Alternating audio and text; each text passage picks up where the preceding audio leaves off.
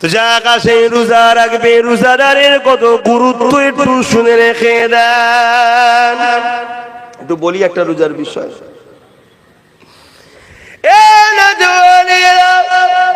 আমারা বোনেরা রোজা মাসে রোজা রাখবেন। রোজা আল্লাহ পাকের খাস ইবাদত। ভাইরা শুনে রেখে দেন, ময়দানে মাশর কিয়ামতের দিনে যেদিন মাথার এক বেদা ইখতিলাফ, এক হাত উপরে আল্লাহ সূর্যকে নামিয়ে দেবে, সেদিন সূর্যের 12 গুণ তাপটা বেড়ে যাবে। মাথার খেলুগুলো নাক দিয়ে গলে গলে ঝরে ঝরে পড়তে লাগবে। এ যুবকেরা, বোনেরা, আমারা বাপেরা শুনে রেখে দাও, এই কঠিন দিনেতে যেদিন জমিনের উপরে মানুষ দাঁড়াতে পারবে না, যার উপরে যা চলবে জোর করে বুকের উপরে পা দিয়ে দাঁড়িয়ে যাবে, এইরকম একটা কঠিন দিনে আল্লাহ পাকের আরশে আজিমের উপরে একদল লোকেরা জান্নাতি খানা খেতে থাকবে।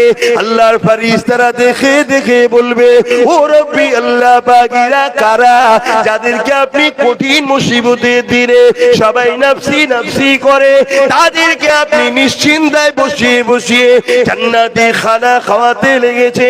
আমার আল্লাহ পাক বলতে লাগবে, এ আমার ফেরেশতারে, দুনিয়ার জমিনে যারা ঈমান এনেছিল আমার উপরে, আমার হাবিবের উপরে, সব থেকে বেশি আমাকে, আমার হাবিবকে ভালোবাসতো, আর দুনিয়ার জমিনে আমার খুশির জন্য রোজা রেখেছিল, বাজারে গিয়েছিল, অনেকে খেয়েছিল, ইরা খাইনে, ঘরে খাবার ছিল, অনেকে খেয়েছিল, ইরা খাইনে। এরা যদি খেত কেউ বকতে পারত না, এরা যদি কেউ কেউ মারতে পারত না, এরা যদি কেউ কেউ আঘাত করতে পারত না। এ আমার ফেরেশতারে, আমার খুশির জন্য এরা দুনিয়ার জমিনে এরা রোজা রেখেছিল, রোজাকে সম্মান করেছিল।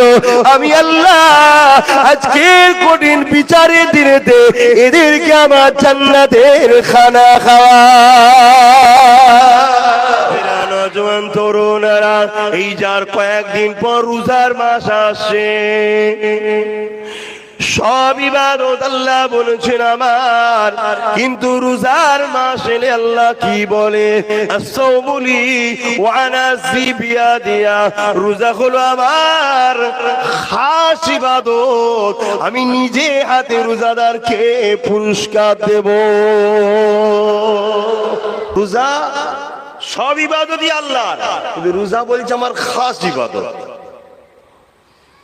এজন্যে নামাজ লোক দেখানো হয়, অনেকে নামাজ লোক দেখিয়েও পড়ে না, সব জায়গাতেই কিন্তু লোক দেখানোর ব্যাপার থাকে, কিন্তু কেউ কি লোককে দেখাবার জন্য শুকিয়ে থাকে? শুধু নুকিয়ে কি খেলেবে, খেয়েছে বলে ভাই আমি রোজায় আছি, মিটে গেল কি? এই জন্য আল্লাহ বলছে, ওই যে সারাদিনও না খেয়ে আছে, ওটা শুধুমাত্র আমাকে খুশি করার জন্য। জোরে বলুন সুবহানাল্লাহ। তাই আল্লাহ বলছে সাওমুলি, রোজা হলো আমার খাস ইবাদত, তাই আমি রোজাদারকে নিজে হাতে করে কুদরতি হাতে পুরস্কার দেবো। জোরে বলুন সুবহানাল্লাহ। কি পুরস্কার দেবে? লিসাইমি ফারহাতানি, ফারহাতুন ইনদাল ইফতারি, রোজাদারদের জন্য দুটো খুশির খবর। একটা হলো যখন ইফতারকে সামনে নিয়ে বসবেন, এই সময় যা দোয়া চান কবুল হয়। আর একটা হলো আল্লাহ পাক তিনার দিদার দিয়ে দেবে।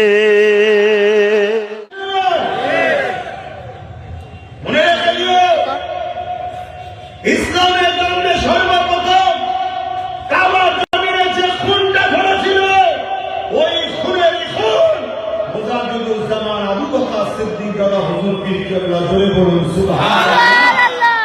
ওই খুনের ধারাবাহিকতা আমার শরীরেও ছুটছে, ওতে সব জায়গায় আপোষ করতে পারি, আল্লাহ রাসূল কোরআন ইসলামের জায়গায় আপোষ করা যাবে না। ভাই জান এগিয়ে চলো, আমরা তোমার সাথে আছি, সাথে আছি, সাথে আছি, শুনছেন আপনারা? সাথে আছি, সাথে আছি। এই জন্য এত কথা বলি, হয়তো আপনারা অনেক খুশি হন নাকি? না, কথা বলে না, আমার কি বলে, আমি নামাজ পড়বো, রোজা রাখবো, কোরআন পড়বো, হজ করি, আল্লাহ খাই, দান খাইরা যতটুকু পারি করি, গরিব এতিম অসহায়দেরকে পড়াশোনা করানোর জন্য ব্যবস্থা করছি, পড়াচ্ছি, অনেক বড় মাদ্রাসাও চালায়। আমার কি দরকার আছে এসব কথা বলা, লড়াই করা? এটা যদি ভেবে দিই তাহলে ইমাম হোসাইন পাক কেন এই জিদের বিরোধিতা করছে?